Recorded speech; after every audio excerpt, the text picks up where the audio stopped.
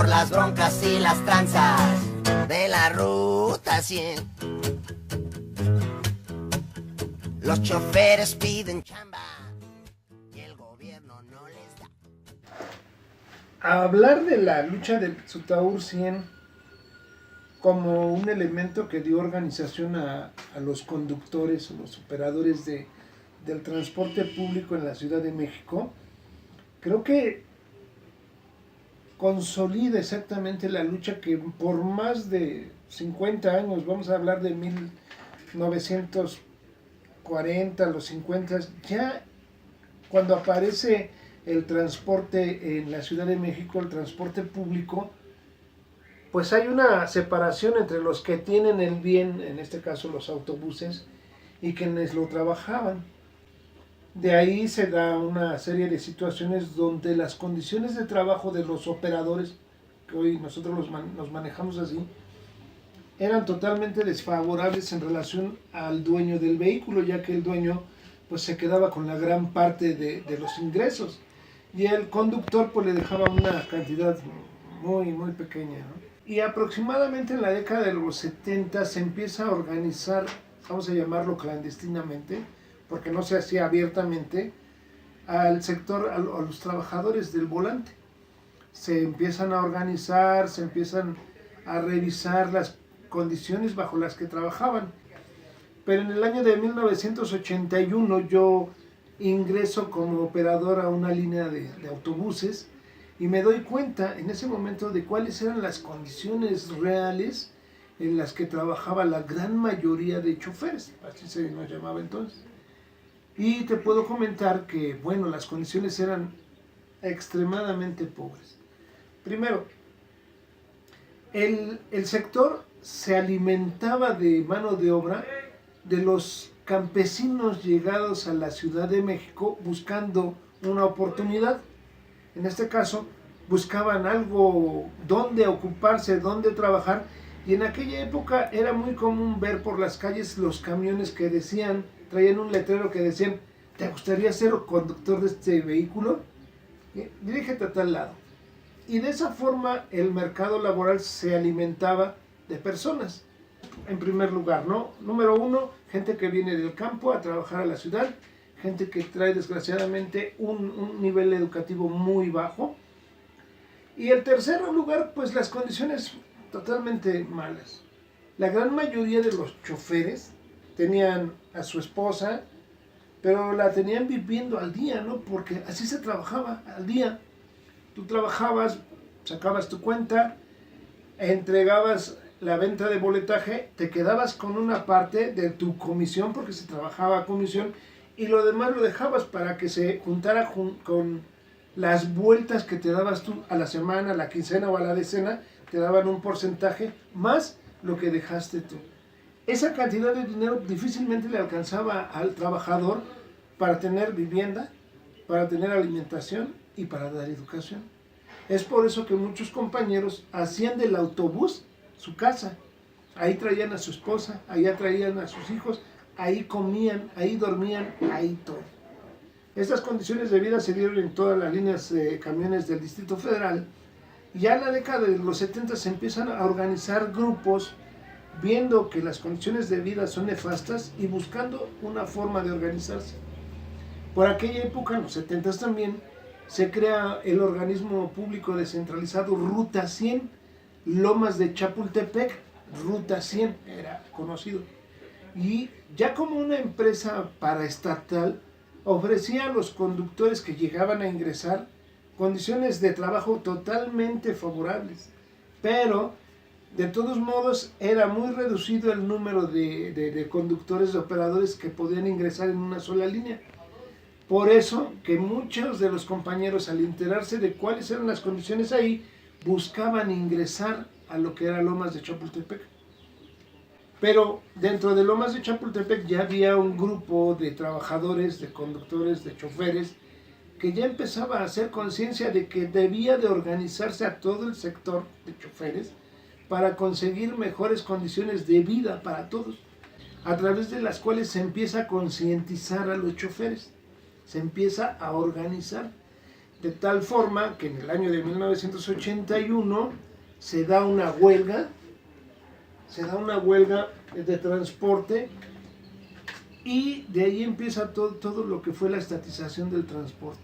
Esta huelga se dio a nivel Distrito Federal y fue el detonante para que se empezaran a organizar todas las líneas, fue el detonante para que se diera la estatización del transporte, donde el gobierno del Distrito Federal tomara el transporte en sus manos. Es así como empezó la organización de los trabajadores del volante. Es de ahí donde empieza a surgir lo que fue ya a nivel Distrito Federal, Ruta 100. Marchas y manifestaciones arruinan la vialidad. La lucha que se dio, la organización que se dio fue para no obtener,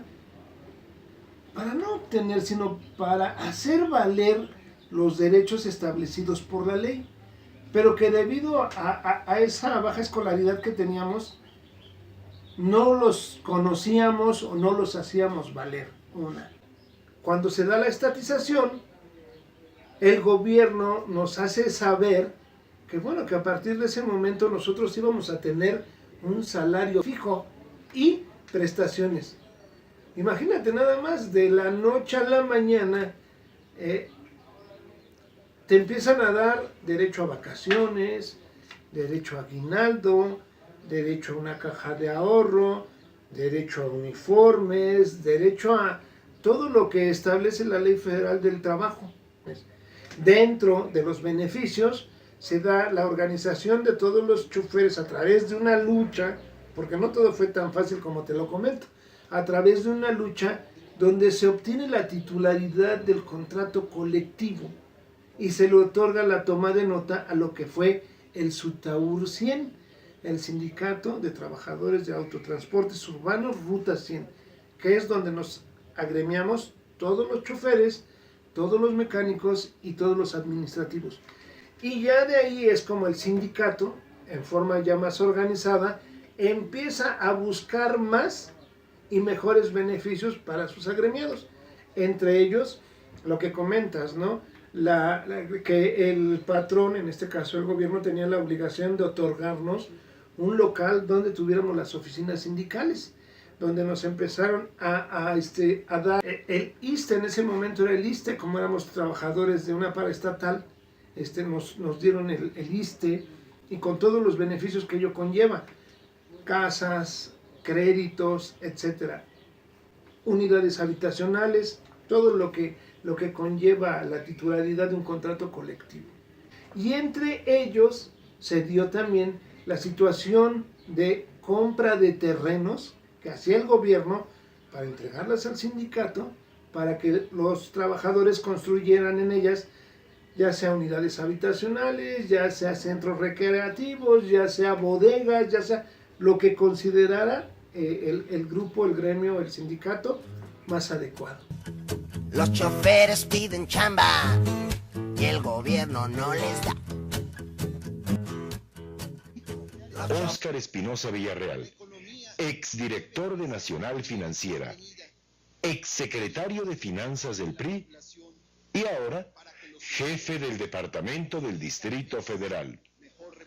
Un funcionario a quien los capitalinos, los defensores de los derechos humanos y los obreros recordarán durante mucho tiempo. Que es posible lograr en Chiapas una nueva negociación que nos lleve a una paz justa, digna y definitiva.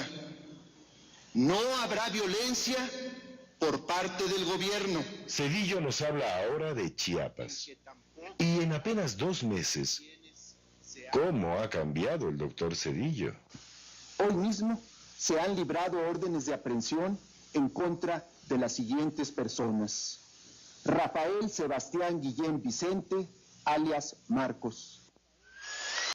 Madrugada del 8 de abril. Los módulos de la empresa de transporte urbano Ruta 100 son ocupados por la policía. El gobierno capitalino, presidido por Óscar Espinosa Villarreal, señala a su sindicato como fuente de financiamiento del Ejército Zapatista de Liberación Nacional. Los trabajadores son expulsados de los módulos. 5 dirigentes y el asesor legal de la organización, Ricardo Barco, son detenidos. Un juez ha declarado la quiebra de la empresa camionera paraestatal. Hay caos por la falta de transporte. A las 2 de la mañana entraron cuerpos represivos del gobierno. Imagínense a los dormitorios cuando los compañeros están encerrando su unidad. A la 1:30 de la mañana calcularon bien el tiempo que entraba el último compañero, y a las 2 de la mañana a nivel Distrito Federal entran granaderos y órale para afuera y tomando fotografías hasta desnudos los compañeros. Es algo muy indigno para un trabajador y una grosería de lo peor que puede existir, ¿sí? Esto no es aquí en el módulo 37, es a nivel Distrito Federal en todos los módulos de Ruta 100, ¿sí? Entonces no hay transporte porque el gobierno quiere desaparecer, quiere privatizar de un transporte barato al pueblo trabajador que tanta falta nos hace, más ahora cuando un micro... Y la banda está igual. Eso, que se crea un movimiento más grande que fue el movimiento proletario independiente, que como tal nos lo marca, ¿no? Es un movimiento que nosotros buscamos de alguna manera que fuera lo más grande posible. Movimiento proletario, porque agrupaba a todo el proletario, agrupa a todo el proletario, y vuelvo, estudiantes, obreros, campesinos, amas de casa, profesionistas, todo aquel que no sea dueño de los medios de producción. Es difundir la ideología de la lucha conjunta por obtener lo que la Constitución Política de los Estados Unidos Mexicanos marca, los derechos a que todo mexicano debe de acceder. Atravesaba la ciudad. La ruta 100, ruta 100. Sino que fue un lugar que, por algunas situaciones que se dieron después de la quiebra de Ruta 100, que de alguna manera nosotros ya no pudimos dar seguimiento a la construcción de lo que teníamos planeado en ese lugar. No se abandonó, mas no había las condiciones para poder seguir trabajando ahí, por lo tanto se descuidó, vamos a llamarlo de alguna manera, y consideramos que ya una vez pasadas diferentes etapas, ha llegado el momento de buscar la consolidación de ese terreno en beneficio de los extrabajadores de Ruta 100. Pero en este caso es algo que requerimos ya, debido a que la gran mayoría de nosotros, si bien podemos estar tranquilamente en el DF, pero algunos de nosotros todavía pagando rentas sin tener casa propia, aunque fue preocupación del sindicato que cada trabajador tuviera su casa propia. Pero en las condiciones que de algunos compañeros que no se consolidó la compra de una habitación por parte del sindicato en aquel momento, pues vemos que ahora hay la oportunidad de hacer tangible este beneficio. Ruta 100, nunca te voy a olvidar. Decía, ¿no? Es la recuperación del predio, pero más allá de la recuperación del predio, es realmente seguir organizados, buscando no beneficios, sino simplemente buscando la certeza de tener algo los que no tienen, porque todavía hay un grupo de compañeros que no tienen, pero también generar fuentes de empleo, también continuar con nuestros proyectos cooperativos, ¿sí? Allá se tiene proyectado hacer una ampliación de nuestra granja avícola, se tiene proyectada la situación de una especie de huerta, y creemos que tenemos la posibilidad de hacer realidad estos proyectos que nos van a permitir dar una ocupación a los compañeros. La gran mayoría de nosotros, como bien has visto, pues ya rebasamos los 55, 60 años, ya muchos están pensionados, pero lo que menos queremos es precisamente eso, que un pensionado se dedique a vivir su pensión. No, creemos que somos gente con experiencia, creemos que somos gente con compromiso de trabajo, de organización, y eso es lo que buscamos, ¿no? También ser un foco de desarrollo para la comunidad donde nos acerquemos nosotros. Principalmente yo creo que tiene mucho peso esto, ¿no? Porque pues buscamos hacer llegar algunos beneficios y más que nada tener contacto con la gente, ¿no? Tener el contacto con la gente para dar continuidad al trabajo que ya lleva ahorita. Si te hablo de 1950, 1960, échale cuánto tiempo se tiene. Y somos los mismos, la clase trabajadora, no hay más. Camión de ruta 100, nunca te voy a olvidar. Por tu loco chofer, nadie te podía parar. Camión de ruta 100, carruaje de la maldad.